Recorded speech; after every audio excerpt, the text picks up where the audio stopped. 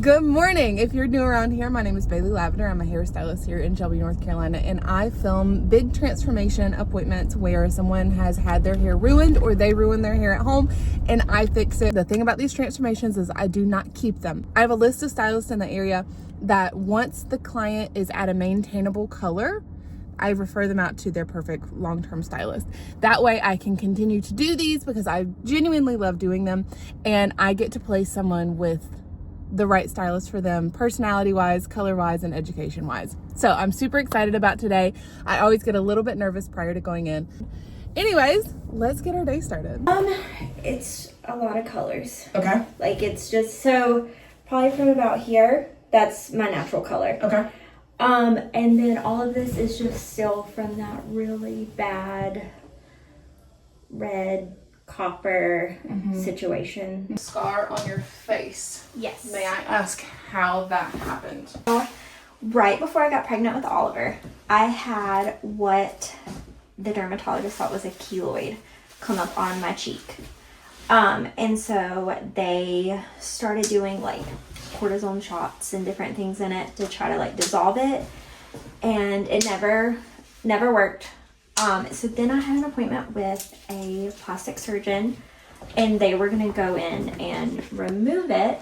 And then like 2 days before my appointment, found out I was pregnant with Oliver, and so we were like, okay, gotta put that on the back burner.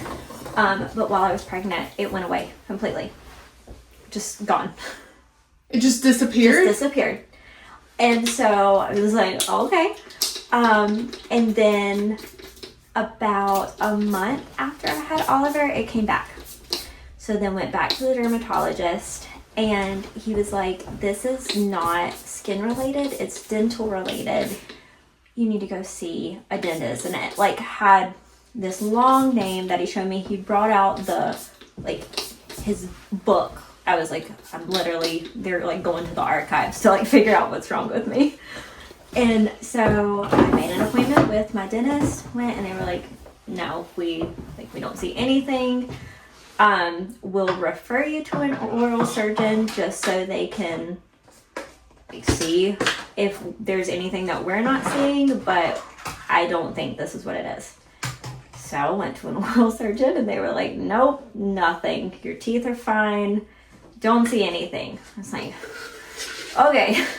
So whenever I was at one of my appointments, like after I had Oliver with my OB, she was like, I have a plastic surgeon friend. I want to refer you to him because like he's great. He'll be able to figure this out. Went to see him, and he was like, I'm really nervous that there's something going on with your parotid gland. And he's like, and if I were to go in and we were to like mess that up, it's going to cause you problems with like the amount of like saliva that your mouth produces, and it can cause so many issues. He's like, so I don't feel comfortable doing this. I'm going to refer you to an ENT. It's like, okay. Just one thing after another. And how long was this all going on? So by this point, Oliver was about 4 months old. And so, was it painful, or it was just? It wasn't. Annoying? It was just there. Okay. And it was just gross looking. I have pictures I can show you because like you can really get the full like look of it whenever you see the pictures. But so I went to an ENT, and she was like, yeah, I have no clue what this is. We'll do a CT scan just so I can see what's going on, where everything is. And she's like, and then we'll go in and do the surgery and see what it is when we get in there. Oh, she was just like, we're gonna go for it. Yeah, she was like, we're gonna do this. And I was like, okay, like I let's do this. And so we did the CT scan, all of this again with a newborn, and Adeline's not even 2 yet. And did you know like what your recovery time was gonna be? No, and the way that they were thinking, it should have just been like cut and dry, go in, remove it, good to go. So it started out whenever it all first appeared, it looked like a dimple. But then turned into, so it was just really like crusty and just there. Can I show that? Yeah.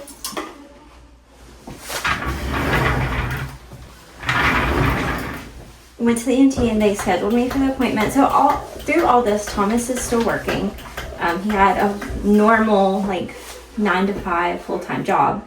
So he's either having to take off to watch both of the kids, because I stay home with both of them at this point for all of these appointments, or I'm having to get like my mom to take off, or his mother, or my mother-in-law to take off.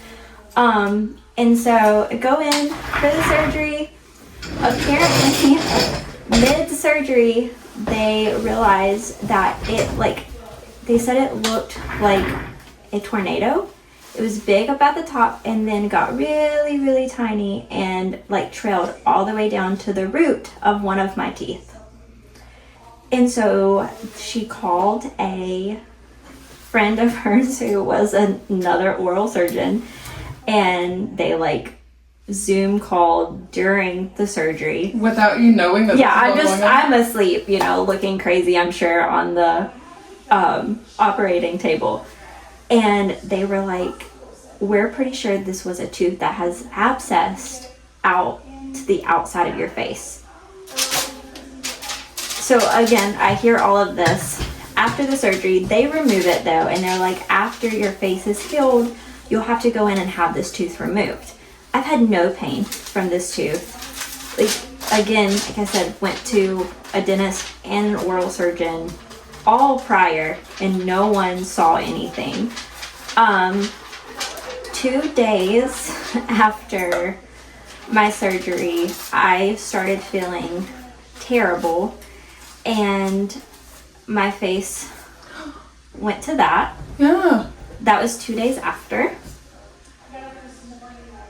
And then the lady who did the surgery was on vacation, so I could never get her to answer. So this was the very next morning I woke up and my entire face was swollen. I looked completely unrecognizable. And so I went to the emergency room and they were like, yeah, we don't really know. You need to just contact your surgeon who's on vacation. And I was like, yeah, I've tried that. So Thomas was like, we're just going to drive there. I'm just going to take you in looking like this because surely they'll do something. Someone has to look at you and realize something's not right. Yes, so I got there and another ENT who was there took me back and he was like, I'm really sorry, but I'm going to have to cut your face back open and drain all of this. He's like, I can't numb you because you're not going to, it's not going to work because the infection is going to eat it immediately. So bear with me. So just in a little chair in the office, they just have to recut the incision and drain all of the stuff out of my face and then put a drain port in, which is why I have this indentation down at the bottom. Okay, but it looks like a dimple. Yes. So, and that literally everybody has said not negating how it's probably affects you mentally, but yes, literally everybody said that, and I'm like, logically I know. Yeah.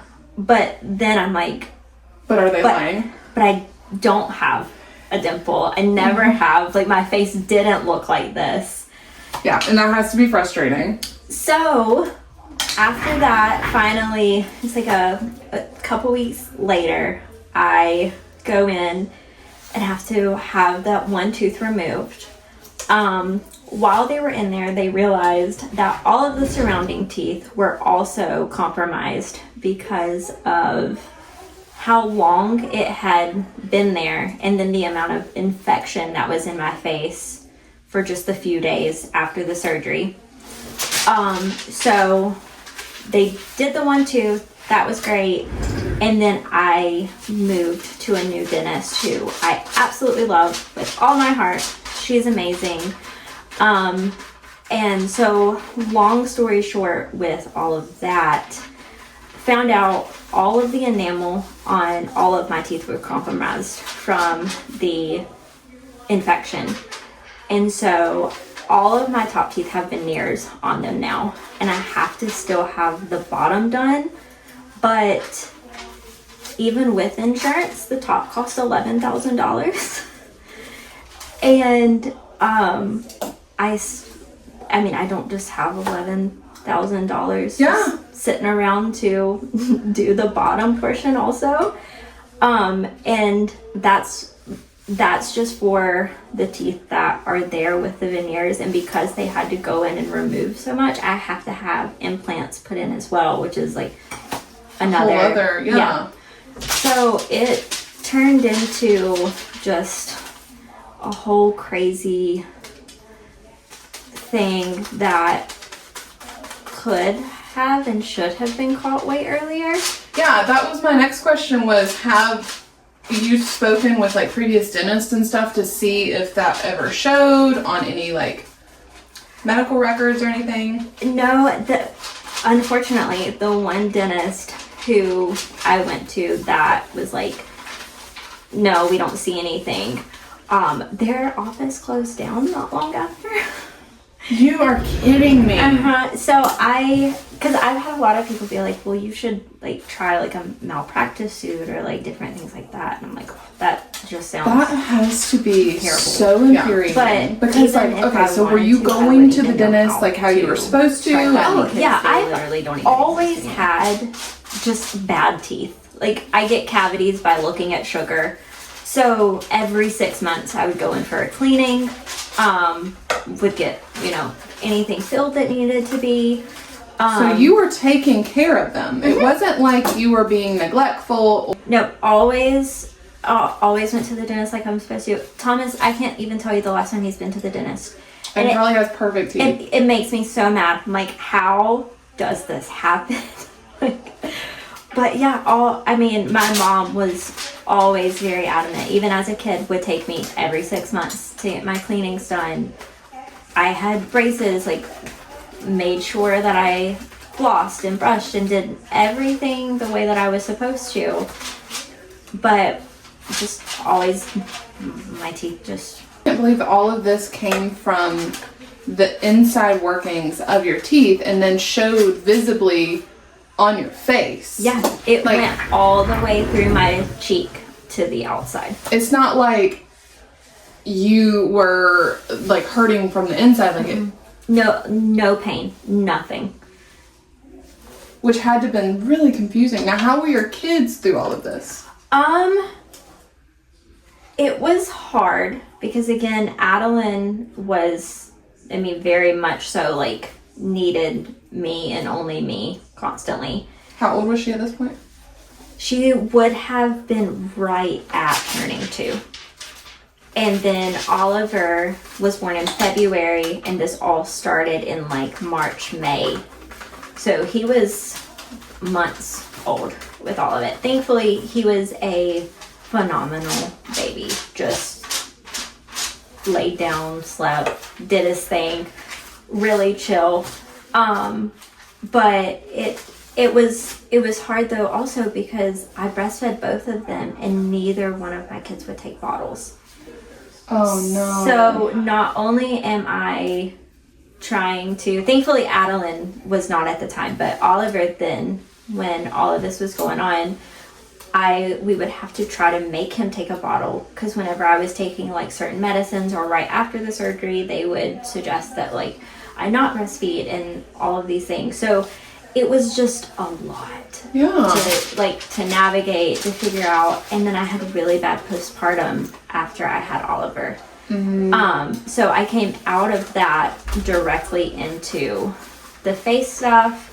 So I just felt like now looking back on it, I was just hit one after another. It was a lot. There's so much good though that came out of all of that. Because like you just mentioned, like with him driving, there was just one day that he was just like, I never see you, or especially Adeline, because it was mainly when she was a baby that he was driving. And he was like, every time I come home, she looks different. Yeah. And They've changed quickly. And I was like, then quit and we'll figure something out. Like, the money is not worth it to never see you or to her to not know her dad. Yeah. Because how long was he leaving for? It would be like 3 weeks at a time. Oh, or wow. It would be all week and he would be home for one day and then immediately go back. That's a lot. And some of that day he would be sleeping. Yeah. Because he's been working all week and he's tired, yeah. So it really like changed our perspective on money and realized that like, okay, yeah, the money is great, but we never see each other. Yeah. What are you ultimately losing? Yeah. And so he decided to leave there. My mom works for Cleveland County Schools.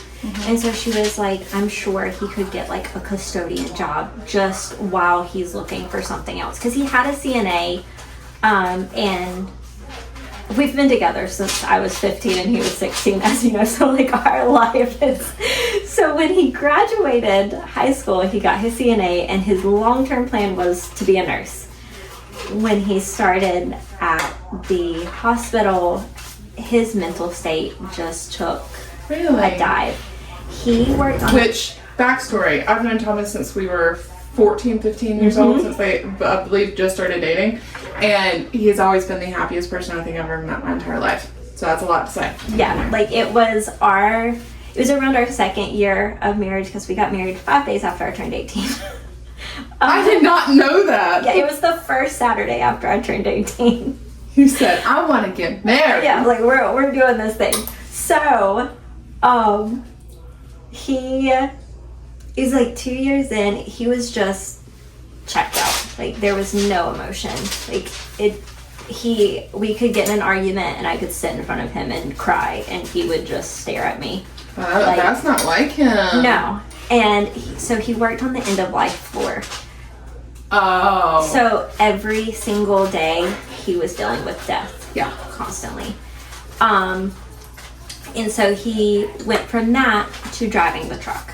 And again, that was much better because he wasn't having to sit and deal with the things that he was dealing with. But then that turned into, we had Adeline, and then he wasn't around. He's missing out on everything, yeah.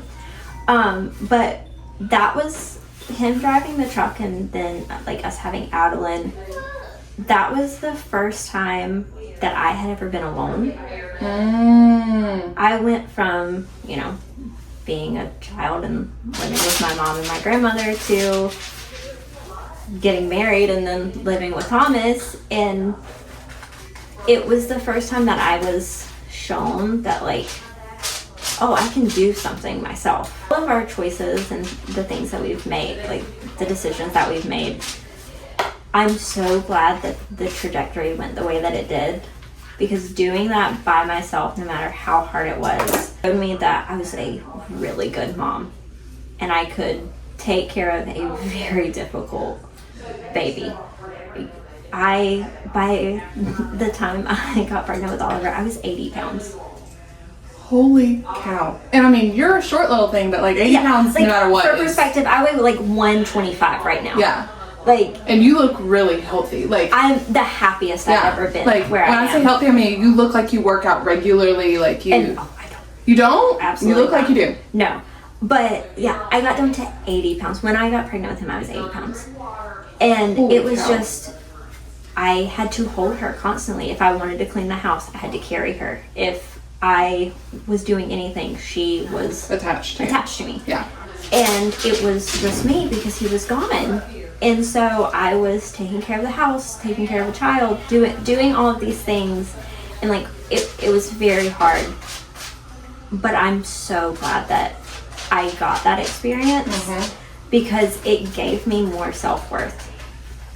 Because just from like my childhood with growing up with an abusive father, and he was an alcoholic, and I was not confident in who I was. And so that gave me so much purpose And it was the first time in my life where I was like, oh, I can do this. I can do this thing. Like, I did it. Right after Adeline turned a year, is when we were just like, we can't do this. And so he started working at an elementary school locally, and he was a custodian there. His principal was amazing, and thankfully, after Adeline turned a year is when I got pregnant with Oliver.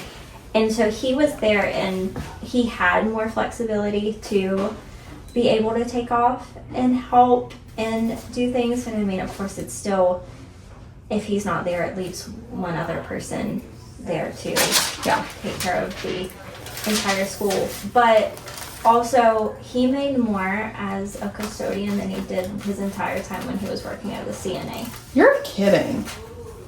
That's why, like, of course, I feel like there was always this stigma, or like when people would ask what he did and I would tell them like, oh, he's a custodian, you could always see like on people's faces they're like, oh yeah, and I'm like, no, like you don't get it. He has weekends off, he has every holiday off, he's home by 4 o'clock every day.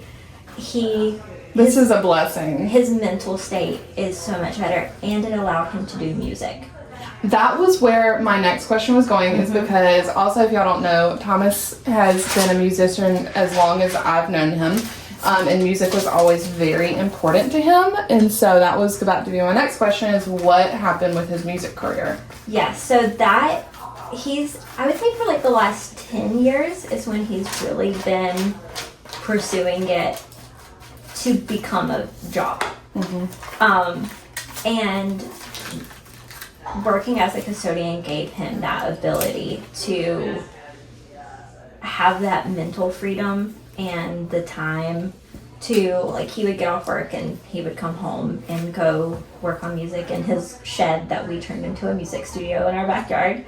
Instead of like a she shed, it's a music shed. Music shed, yeah. Studio shed, whatever you want to call it. And so we finally had no money, but we were happy, and he was happy, and like we had a routine, and we knew like, okay, Dad's gonna be home at 4 o'clock.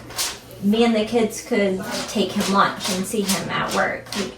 We after driving the truck, we both realized our main goal is to spend as much time as we possibly can with each other and our kids, and show them that working and making money, like, yeah, you have to do it, but that's not what your life is all about. So many people feel like their purpose in life is their career, which, like, it can be a part of your purpose, but, like, so many people leave their family in the dust being so career driven that they forget the small things in life really are what matter. He's always said that there was not one single person that he met in the hospital as they were passing away say, I wish I would have worked more. Yep. It was always, I can't believe that I wasted so much time away from my family, away from my kids. So I feel like all of the choices that we made and all of the experiences that we had have led us to a really good understanding of importance of like our time together and our family. And again, any extra money that we would have was poured into music and getting songs mixed and advertising. And so for a very long time we had nothing. But it was all for like a larger purpose of what we knew we wanted. So as of 2 years ago, he no longer works for the school and he does music full time. You are kidding me! I didn't know that. Yep. Okay, so what does that look like for y'all? So because are you working? Yes. So when Oliver turned 2, I started working at a local preschool as a MMO preschool teacher. Oh, okay. And so that gave me the ability to take the kids with me. I was able to get out of the house, which I didn't realize until I did it, how good that was for me mentally. And like I said, the kids got, Oliver is my shy kid. He's very quiet, very reserved. Adeline's my social butterfly. So I knew she would be fine starting school. But I always worried about him not getting enough interaction. So it just kind of like fell into my life. I ran into a girl that I went to high school with at a playground, and she was like, "Oh, are you looking for a job?" And I was like, "I mean, actually, if I can take my kids with me." And she's like, "Oh, well, you actually can." So I did that for 3 years. Adeline was in pre-K when I started, and Oliver was in the 2-year-old class. And then I worked there up until this past school year when Oliver graduated pre-K. And I now nanny for a family. I love how literally all of this just kind of like fell into place for you. Yeah, it's so crazy. I've always said that even like the timing of when I met Thomas, just like I met him and instantaneously he was like my best friend. Really? We, like I said, became best friends, hung out every chance that we got. Started dating in September, so about 2 months after we met. And then in October, my dad got really sick. Ended up, he had liver failure and passed away in October of 2010. So like 3 months after I met Thomas. So we had been dating for like a month, and then now his girlfriend's dad just passed away, and he's just thrown into You're like, here we go. Yeah, but he was so steadfast throughout the entire thing. Like, he was my person, and I have always said I feel like that's why we got married so quickly. Yeah. Because we went through so much so fast that by 3 months in, like, I just knew. And we've always said, like, if one of our kids comes to us at our age and it's like, I'm getting married, we're like, please don't. Like, that's such a bad choice. Like, don't do that. Because we are completely different people yes. than we were when we got married. And I mean, that's the goal in life, right? If you are exactly the same, you never change, then you're not evolving, you're not learning, you're not growing. And thankfully for us, it worked. And like, I can look at it and understand why it doesn't for couples. Like, yes. I can understand how much I changed and how much he changed, how that could have not meshed. Yeah, it could have gone bad very quickly. I've gotten to be here from the start of it, and like over the last 7 months, it's really taken like a climb for like monthly listeners, and just like he's had like labels reach out, and it's kind of given him hope. Yeah, it's shown him that, like, because he's always like, I mean, they're good. Like, I'm like, no, you're really good at this. Like, clearly, you connect with people. TikTok has been amazing. Oh, yes. It is phenomenal how much TikTok and social media can change your life. So he's been on TikTok for about a year. And the amount of growth that he's seen just from starting TikTok. Mm-hmm. He had a show in Charlotte. It was almost completely sold out. His first headline show ever. At the evening Stop news. it. The amount of people that came up to me, like at the merch table, because been a merch girl my entire life, will always be one. And the amount of people that came up and told me that they found him on TikTok and were there specifically because of that. It's like 2 years ago, he had like 15-second clip in Teen Mom. What? So it's really cool for that way. And then so that's a large chunk, and then the biggest chunk is just streaming. So Spotify, Apple, YouTube Music, Thomas Levine Music, or Thomas Levine when you search literally anywhere. He makes very sad songs, but it's like indie folk.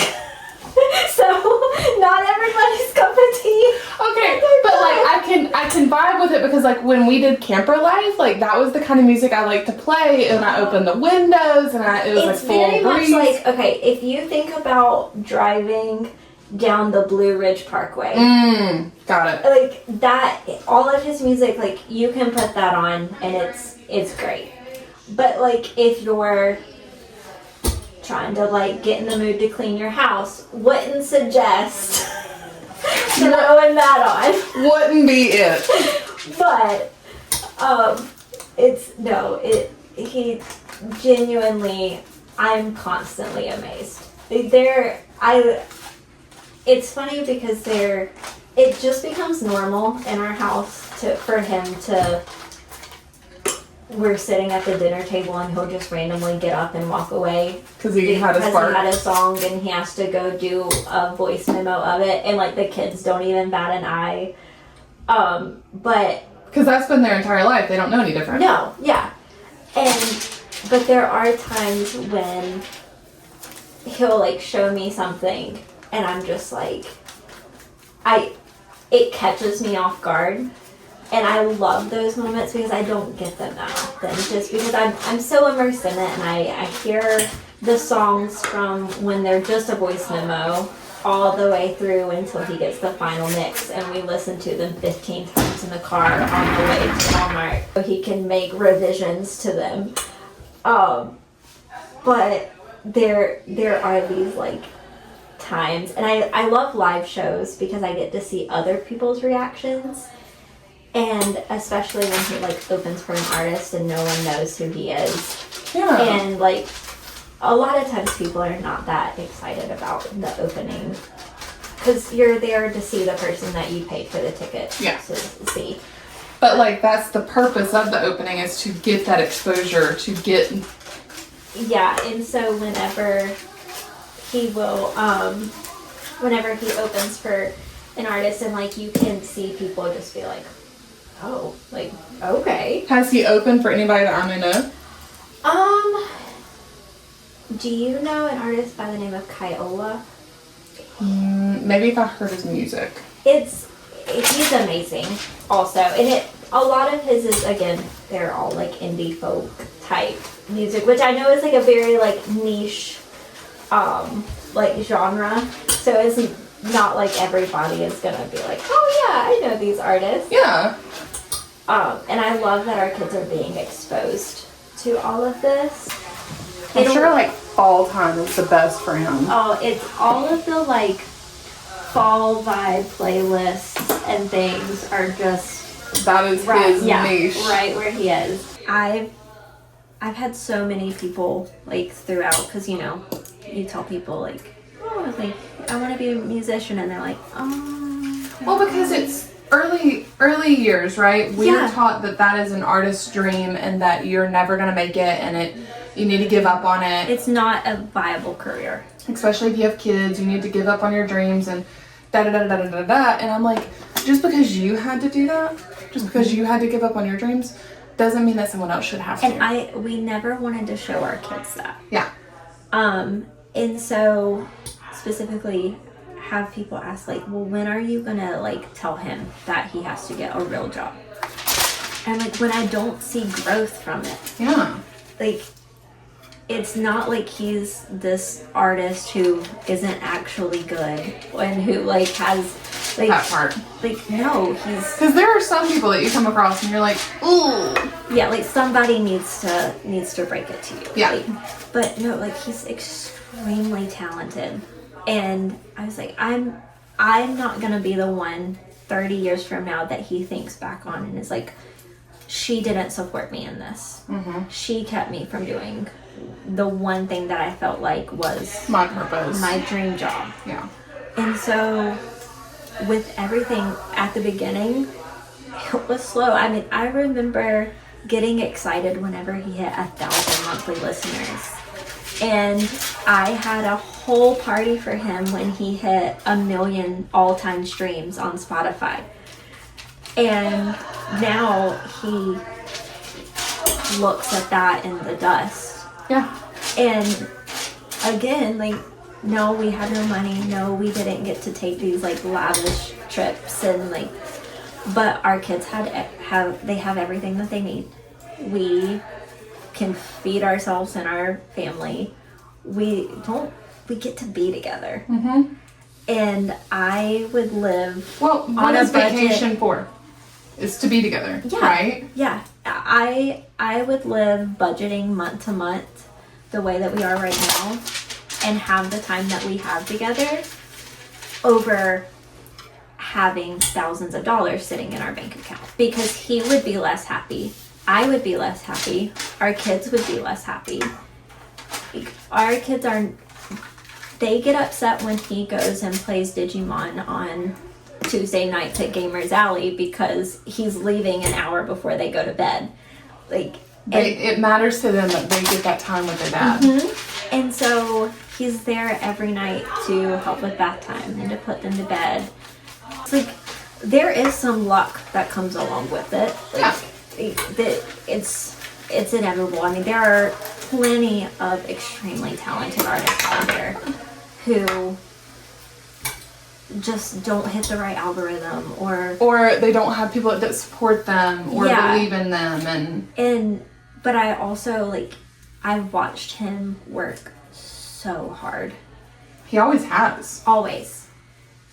And I also knew that I think I was able to blindly support him the way that I did because I knew he was never gonna put us in a bad situation. Yeah, because you just fully trusted him. I knew that if it came to a point to where financially we just couldn't make it, he would do something that needed to be done. Yes. He would never put himself above his family. Absolutely not. Use Design Me. No. Okay, so they have sent me product to send all my transformation clays home with. So I feel like with us lightening, gloss is going to be a little bit better because it's a little bit more hydrating. So I'm sending you home with their Gloss Me line. Oh, okay. And then also, Framar has sent me brushes to send all y'all home with as well. So you get to go home with a brush as well. Cute. You're so welcome. It's a